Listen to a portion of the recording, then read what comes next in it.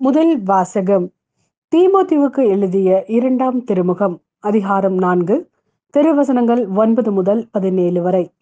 விரைவில் என்னிடம் வர முழு முயற்சி செய். தேமா இன்றைய உலக போக்கை விரும்பி என்னை விட்டு அகன்று தெசலோனிக்கா சென்று விட்டார். கிரேஸ்கு கலாத்தியாவுக்கும் தீத்து தல்மாத்தியாவுக்கும் சென்று விட்டார். என்னுடன் லூக்கா மட்டுமே இருக்கிறார். மாட்கை உன்னுடன் கூட்டி வா. அவர் திருத்தொண்டில் எனக்கு மிகவும் பயனுள்ளவர்.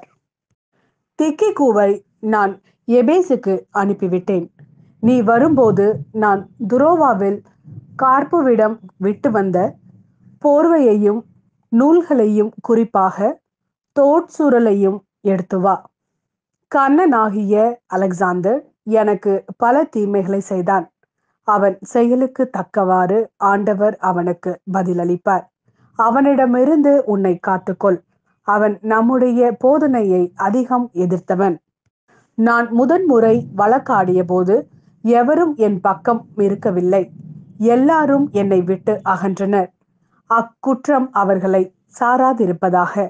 நான் அறிவித்த செய்தி நிறைவுற்று அனைத்து நாட்டவரும் அதனை கேட்க வேண்டுமென்று ஆண்டவர் என் பக்கம் நின்று எனக்கு வலுவூட்டினார். சிங்கத்தின் வாயிலிருந்தும் என்னை விடுவித்தார். இது ஆண்டவரின் அருள்வாக்கு. இறைவா உமக்கு நன்றி. லூக்கா எழுதிய நற்செய்தி அதிகாரம் 10 திருவசனங்கள் 1 முதல் 9 வரை.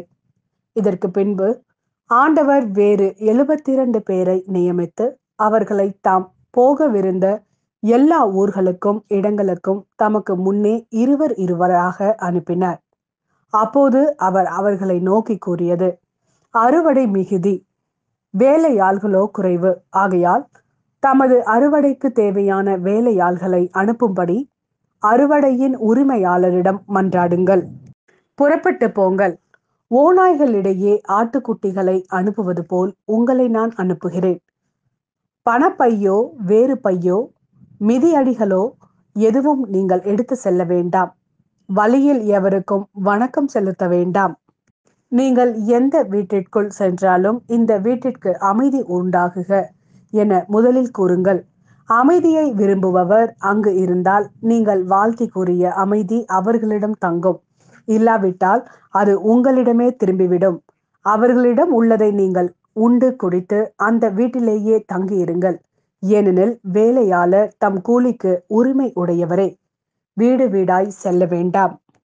நீங்கள் செல்லும் ஊரில் உங்களை ஏற்றுக்கொண்டால் உங்களுக்கு பரிமாறுவதை உண்ணுங்கள். அங்கு உடல் நலம் குன்றியோரை குணமாக்கி இறையாட்சி அவர்களை நெருங்கி வந்து விட்டது என சொல்லுங்கள்.